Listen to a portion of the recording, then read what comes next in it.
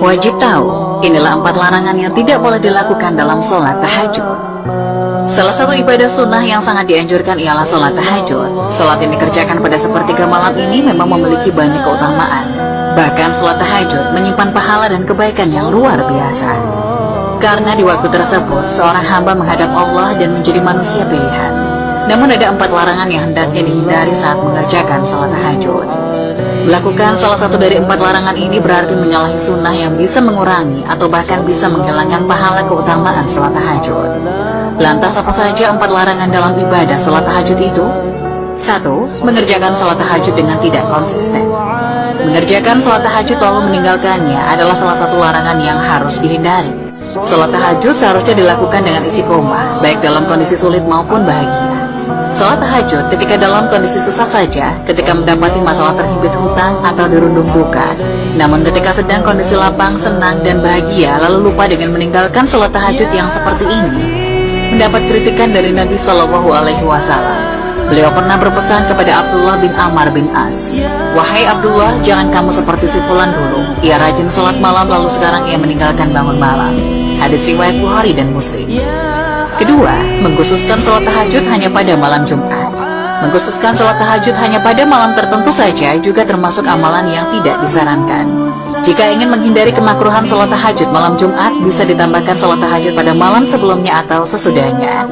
Mengkhususkan sholat tahajud di malam Jumat saja termasuk amalan yang makruh dilakukan diterangkan dalam hadis dari Abu Hurairah bahwa Rasulullah Shallallahu Alaihi Wasallam bersabda yang artinya, "Janganlah kalian khususkan malam Jumat dan malam-malam lainnya dengan qiyamul lail atau sholat malam."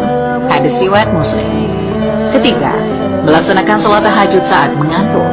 Hal yang sebaiknya dihindari adalah melaksanakan sholat tahajud saat kondisi mengantuk. Rasulullah Shallallahu Alaihi Wasallam menyarankan untuk tidur atau istirahat sejenak jika mengantuk sebelum melanjutkan sholat tahajud. Memaksakan diri dalam keadaan mengantuk dapat mengakibatkan kesalahan dalam sholat. Jika Anda mengantuk, hentikan atau tunda dulu sholat tahajudnya dengan tidur atau istirahat sejenak sampai hilangkan lelah tubuh. Diriwayatkan bahwa Nabi Shallallahu Alaihi Wasallam pernah memaksakan diri untuk melaksanakan sholat dalam keadaan mengantuk.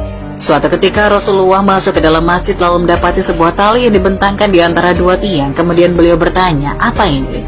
Para sahabat menjawab, "Ini adalah tali milik Zainab ketika ia sholat berlama-lama hingga kelelahan, maka ia bersandar dengan tali itu."